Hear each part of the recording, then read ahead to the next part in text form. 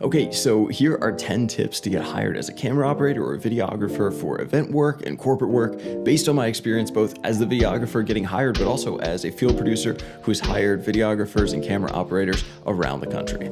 First, it's all about communication. Whether you're working with the producer to first book the job and you're doing paperwork and contracts and all that sort of stuff, or moving on into coordinating day of logistics, it's really important to be a clear, concise, and timely communicator. That doesn't mean being always on, answering the phone at all times of the night, but during reasonable business hours, respond quickly with the information given, and if you've got to ask follow-up questions, be clear and concise and professional in the way that you communicate.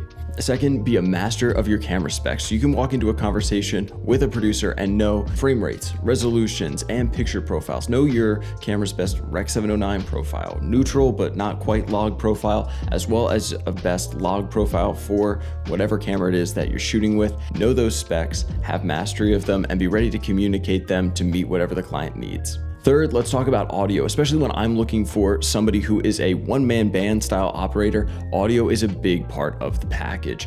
If you're looking to get those kind of jobs, you need to be able to handle a one-person or a two-person interview and event on-the-fly OTF interviews as well. Audio to me means being detail-oriented, and that's thinking about mastering your wireless lavs, having good wind protection, hiding wires, paying attention to background noise, having a good signal-to-noise ratio, as well as never clipping out a channel. Fourth is organization. Whether it's contracts, paperwork, event details, you need to be organized. Of course, you want your client to be organized as well in providing you those details, but once it is something that is your responsibility, you never want to be the holdup for a client. Fifth is questions. Build a list of questions that you bring to every conversation and consultation with a client or a producer or a director, questions that help you be prepared for the day of. Some of the ones that I always ask, of course, are frame rates and specs, but you also want to know about how quickly am I going to have to deliver footage? Have you shot other videos like this before that I could take a look at before I go out? And who am I going to be communicating with on the day of?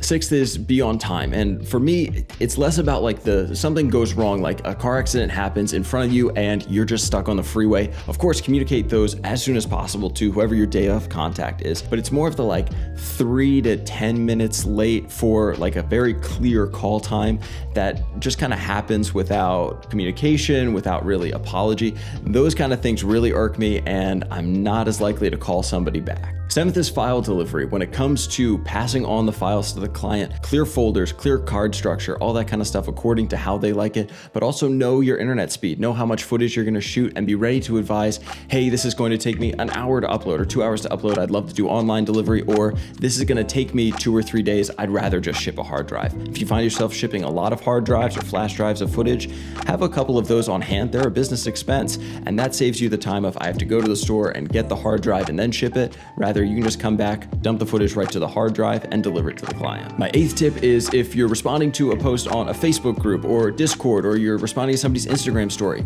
provide your contact information and provide your portfolio right up front without being asked for it. Especially for last minute gigs where it's like, hey, I need somebody tomorrow. That producer or director, whoever, is going to want to immediately see, hey, does this work fit what we're looking for? And how can I contact this person and follow up? Give that information out right away so that they don't have to do the extra work to follow up with you, especially for those short-term gigs. That's going to help you close the deal faster. Tip number 9 is to have a clear and well-organized online portfolio. I end up in this situation a lot. You're traveling into a new city that you don't have a network in. Some of the research for finding somebody is going to start on Google, or it's going to start on Instagram. So having that clear online portfolio with your work, what cities do you work local to, as well as having that gear package listed. I don't need a PDF with the rate card and every single piece of equipment, but I want to know what camera packages do you have available? Do you have some sort of a basic lighting package? Can we work around that? And then also I need to know, where are you located? Where can you work local to? I know a lot of us, myself included, we want to get that travel work and we want to say, oh, I'm available anywhere, just fly me anywhere. But be clear in addition to that about where it is that you work local, because if it's a day playing kind of gig, that's what I need to know up front. My 10th tip is that the little details are the things that are going to get you calls back and repeat business, whether it's shooting a color and focus chart without being asked, or providing a text file or README along with the footage for the editor, just kind of going over some of the details. Hey, take a a look at this clip. I recorded 2 channels of audio. Left is boom, right is lav. Those kind of little things. Or you brought an extra light off of the truck, which you didn't talk about with the client before, but when you looked at the interview setup, you said, hey, I want a little extra light there. I'm not saying give away things for free or don't charge, but it's the little details that are going to bring you repeat business, and that repeat business can be super powerful to building a sustainable videography career. So there you go. That's a couple tips on getting hired as a videographer for event and corporate work. All right, Drew, do your magic.